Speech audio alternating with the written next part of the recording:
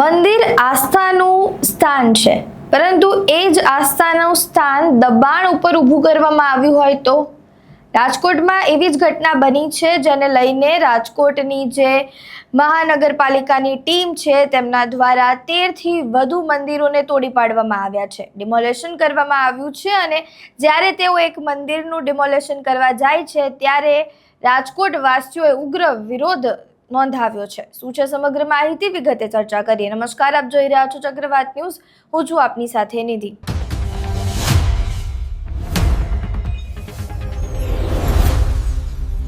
રાજકોટમાં ગઈકાલે મોડી રાત્રે જે મનપાની ટીમ છે તેમના દ્વારા ડિમોલેશન હાથ ધરવામાં આવ્યું હતું। તેઓએ 13 મંદિરોનું ડિમોલેશન કર્યું છે।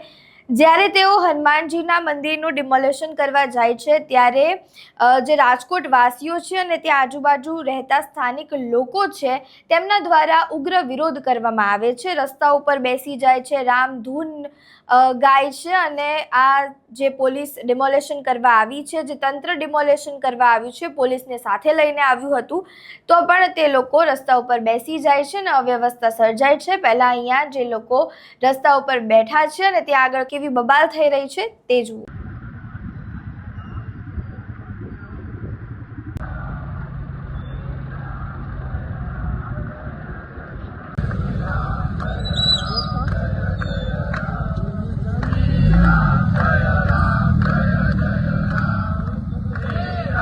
વિડીયો તમે જોયા। હવે જ્યાં સમગ્ર ઘટના બને છે ત્યારબાદ જે સ્થાનિક લોકો છે કે જે આજુબાજુ એ મંદિરના રહે છે તેમના દ્વારા એવું કહેવામાં આવે છે કે અમે જાતે જ આ મંદિર દૂર કરીશું તેવી બાહેધરી આપવામાં આવે છે, જેને લઈને જે તંત્ર ત્યાં આગળ આવ્યું હતું તેમના દ્વારા ખાલી ને ખાલી ઓટલો ડિમોલેશન કરવામાં આવે છે અને ત્યારબાદ તેઓ ત્યાંથી જતા રહે છે। અહીંયા જે સ્થાનિક લોકો છે તેમની પણ પ્રતિક્રિયા સામે આવી છે તે જ। આજ રોજ મવડી મેઇન રોડ ઉપર જે શાક માર્કેટમાં 45 થી 55 વર્ષ જૂનું હનુમાન દાદાનું મંદિર છે, આસ્થાનું કેન્દ્ર છે અમારા મવડી રોડ ઉપરનું। આ અમને 2 નોટિસમાં આ લોકો ડિમોલેશનનું એવું કહી ગયા છે। આજે 5 વાગે નોટિસ આવી છે અને સાંજે 1 વાગે કે ડિમોલેશન અમે કરશે। અમારું કહેવાનું એવું છે કે 5 નોટિસ બજાવ્યા પછી તમે ડિમોલેશન કરી શકો। પ્લસ આ જ જગ્યાએથી 500 મીટર આગળ એને દરગાહ રોડ વચારે છે, એ દરગાહની નોટિસ તો આપેલી નથી એ લોકોએ। અમે એ લોકોને એવું એક જ અમારી માંગ છે કે તમે ન્યાય આપો તો બંને સમાજને હરખો ન્યાય આપો, એકને અન્યાય આ થાય છે અમારા હિન્દુ। ખાસ કરીને તમે રજૂઆત ક્યારેય કરવાનો ચાન્સ આપ્યો?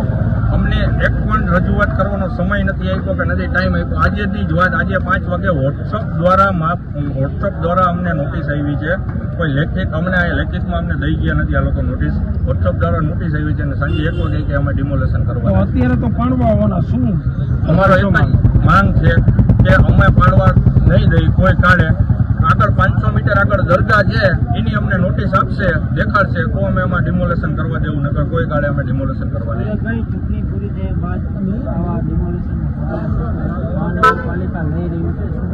અમે મહાનગરપાલિકાને એટલી કમિશનર સાહેબને રજૂઆત કરી છે કે તમારે કરવો, નો ડાઉટ પબ્લિકને નડતરરૂપ હોય તો ડિમોલેશન કરવાનો અમે સહયોગ આપીએ, પણ જે આ નડતરરૂપ નથી, 2 ફૂટ જગ્યા રાખીને આ જગ્યામાં મંદિર બનેલું છે, આગળ જાઓ 20 ફૂટ જગ્યામાં દરગાહ ઉભેલી છે, આજથી 500 મીટર આગળ જ, તો ત્યાં તમે કેમ નોટિસ નથી આપી? આ કેટલું જૂનું મંદિર?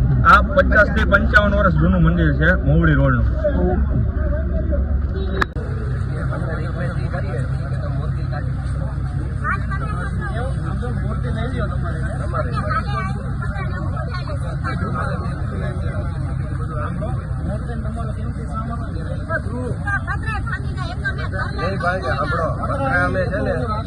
પતરા અમે નીચે બેસાડ દેશું, તમે પછી લઈ લેજો, ખાલી નીચે બેસાડ નહીં તોડે, પતરા નહીં તોડે બેન, સાઈડમાં તમારું બને